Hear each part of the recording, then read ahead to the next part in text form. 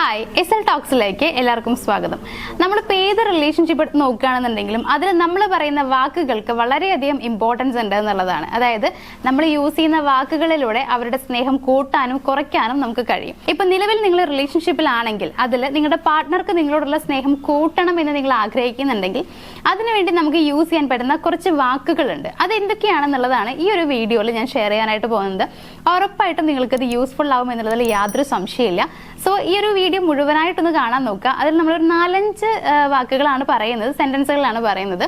അത് ജസ്റ്റ് ഒന്ന് ഫോളോ ചെയ്യാനായിട്ട് ശ്രമിക്കാം. അപ്പൊ നമുക്ക് നോക്കാം എന്തൊക്കെയാണ് വാക്കുകൾ എന്നുള്ളത്. ഇതൊരിക്കലും നിങ്ങൾ പ്രണയിക്കുന്ന ആളോട് മാത്രമേ പറയാവൂ, അങ്ങനെയില്ല. നിങ്ങൾ പ്രണയിക്കുന്ന ആളോട് പറയാം, നിങ്ങളുടെ അതുപോലെ തന്നെ നിങ്ങളുടെ ഭാര്യ, ഭർത്താവ്, അവരോട് ആരോട് വേണമെങ്കിലും പറയാം എന്നുള്ളതാണ്. അറ്റ് ദ സെയിം ടൈം നിങ്ങൾക്ക് ഇപ്പൊ നിങ്ങളുടെ ഫ്രണ്ട്സ് ആണെന്നുണ്ടെങ്കിലും ഈ ഒരു കാര്യം പറയാവുന്നതാണ്.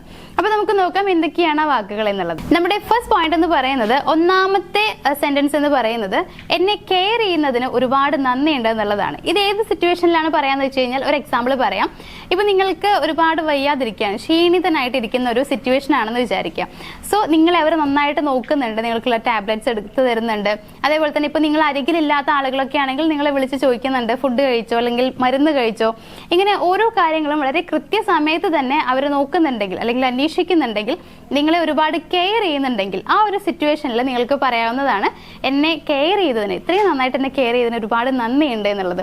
ഒരിക്കലും നമ്മൾ ഒരാളുടെ മുമ്പിൽ നമ്മളുടെ നന്ദി അറിയിക്കുന്നത് വലിയൊരു തെറ്റോ അല്ലെങ്കിൽ നമ്മൾ താഴ്ന്നു പോകുന്ന ഒരു കാര്യമൊന്നുമല്ല. ഇവിടെ ഒരിക്കലും നമ്മൾ താഴെയല്ല ചെയ്യുന്നത്. ആ ഒരു പേഴ്സന്റെ മനസ്സിൽ നമുക്ക് ഉള്ളൊരു സ്ഥാനം എന്ന് പറയുന്നത് കുറച്ച് ഉയരമാണ് ചെയ്യുക. സോ ഇങ്ങനെ പറയുന്നതുകൊണ്ട് ആർക്കും യാതൊരു മടിയും വേണ്ട.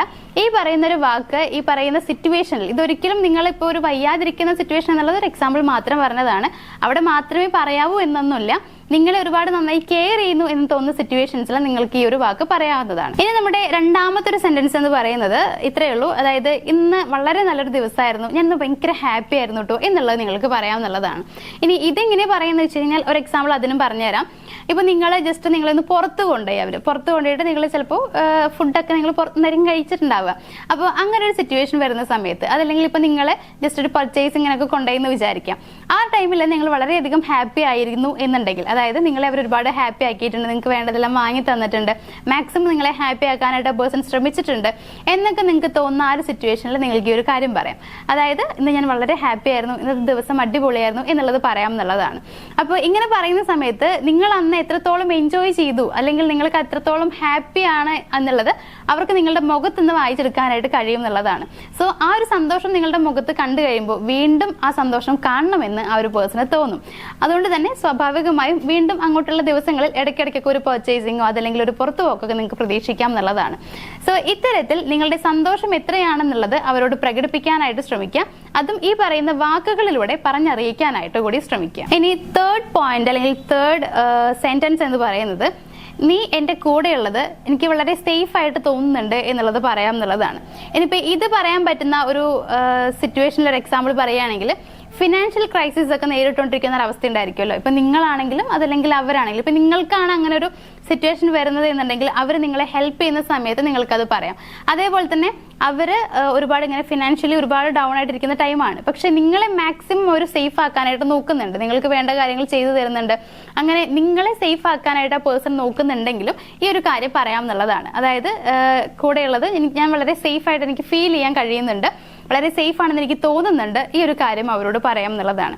ഇത് അവർക്ക് അവിടെയുള്ള ടെൻഷൻ കുറയ്ക്കും എന്നുള്ളത് മാത്രമല്ല, നിങ്ങൾ അവരുടെ കൂടെ ഉണ്ടാവും എന്നുള്ളൊരു തോന്നൽ കൂടി ആ വ്യക്തിയിൽ ഉണ്ടാക്കിയെടുക്കാനായിട്ട് സഹായിക്കും എന്നുള്ളതാണ്. ഇനി നാലാമത്തെ ഒരു സെന്റൻസ് എന്ന് പറയുന്നത്, നിങ്ങൾ ഈ ഒരു കാര്യം ഹാൻഡിൽ ചെയ്ത രീതി എനിക്ക് വളരെയധികം ഇഷ്ടമായി എന്നുള്ളതാണ്.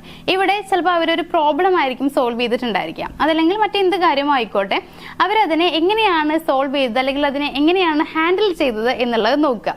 ദെൻ ആ ഒരു കാര്യം നിങ്ങൾക്ക് ഇഷ്ടമായി എന്നുള്ളത് നിങ്ങൾ അവരോട് പറയുക എന്നുള്ളതാണ്. ഇങ്ങനെ പറയുമ്പോൾ അവർക്കതൊരു അപ്രിസിയേഷൻ ആയിട്ട് എടുക്കുമെന്ന് മാത്രമല്ല, നിങ്ങൾ അവരെ അക്സെപ്റ്റ് ചെയ്യുന്നുണ്ട് എന്നുള്ള രീതി കൂടി അവർ അതിൽ കാണുമെന്നുള്ളതാണ്. അതായത് അങ്ങനെയും കൂടി അവർ ചിന്തിക്കും എന്നുള്ളതാണ്.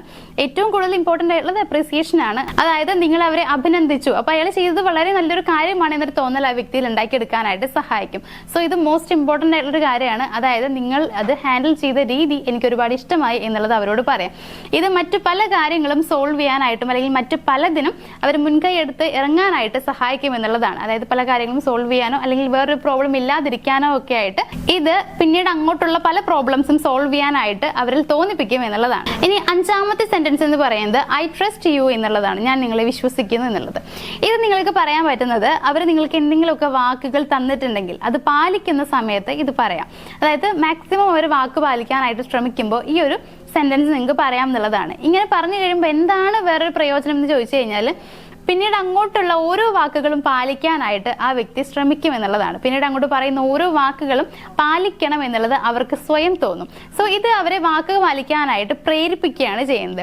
അപ്പൊ പിന്നീട് അങ്ങോട്ട് നിങ്ങളുടെ ലൈഫിൽ എന്ന് പറയുന്നത് അവർ ഒരിക്കലും നിങ്ങളെ വിശ്വാസവഞ്ചന ചെയ്യില്ല എന്നുള്ളത്. അതായത് മാക്സിമം അവരുടെ വാക്കുകളെല്ലാം പാലിക്കാനായിട്ട് അവർ ശ്രമിക്കുന്നുണ്ടാവും. സോ ആ ഒരു സിറ്റുവേഷനിൽ നിങ്ങൾക്ക് പറയാൻ പറ്റുന്നതാണ് ഐ ട്രസ്റ്റ് യു എന്നുള്ളത്. അപ്പൊ ഇത്രയും വാക്കുകൾ നിങ്ങളുടെ റിലേഷൻഷിപ്പിൽ നിങ്ങൾ അവരോട് സംസാരിക്കുന്നതിന്റെ ഇടയിൽ യൂസ് ചെയ്യാം. ഇത് ചുമ്മാ കയറി പറയാനെന്നല്ല, വേറെ പ്രത്യേകിച്ച് ഒന്നും സംഭവിക്കാത്തൊരു സിറ്റുവേഷനിൽ കയറിയിട്ട് ഇത് പറയണമെന്നല്ല. ഇതിന് കറക്റ്റായിട്ട് പറയേണ്ട സിറ്റുവേഷൻ വരുന്ന സമയത്ത് മാത്രം പറയാനായിട്ട് ശ്രമിക്കുക. അല്ലാതെ നമ്മളിത് പറഞ്ഞിട്ട് യാതൊരു കാര്യമില്ല എന്നുള്ളതാണ്.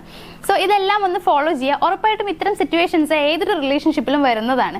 സോ ആ ഒരു ടൈമിൽ നമ്മൾ പറയേണ്ട കാര്യങ്ങൾ പറഞ്ഞില്ല എന്നുണ്ടെങ്കിൽ അവിടെ വിള്ളലുകൾ വരാനുള്ള ചാൻസ് വളരെ കൂടുതലാണ്. അതുകൊണ്ട് തന്നെ ഇതൊക്കെ പറയേണ്ടതാണ്. സോ ഇതെല്ലാം തന്നെ ഒന്ന് പറയാനായിട്ട് ശ്രമിക്കാം. അപ്പം നിങ്ങൾക്ക് മനസ്സിലാവും എന്താണ് വേർഡ്സിന്റെ മാജിക് എന്നുള്ളത്. അപ്പോൾ ഇന്നത്തെ വീഡിയോ ഇവിടെ അവസാനിക്കുകയാണ്. നമ്മുടെ വീഡിയോയിൽ ഇത്രയും കാര്യങ്ങളാണ് ഷെയർ ചെയ്യാനുണ്ടായിരുന്നത്. വീഡിയോ നിങ്ങൾക്ക് യൂസ്ഫുൾ ആയി തോന്നുകയാണെങ്കിൽ വീഡിയോ ഒന്ന് ലൈക്ക് ചെയ്തേക്കുക, ഷെയർ ചെയ്യുക, നമ്മുടെ ചാനൽ ഒന്ന് സബ്സ്ക്രൈബ് ചെയ്യുക. മറ്റൊരു വീഡിയോ ആയിട്ട് കാണാം. Thank you.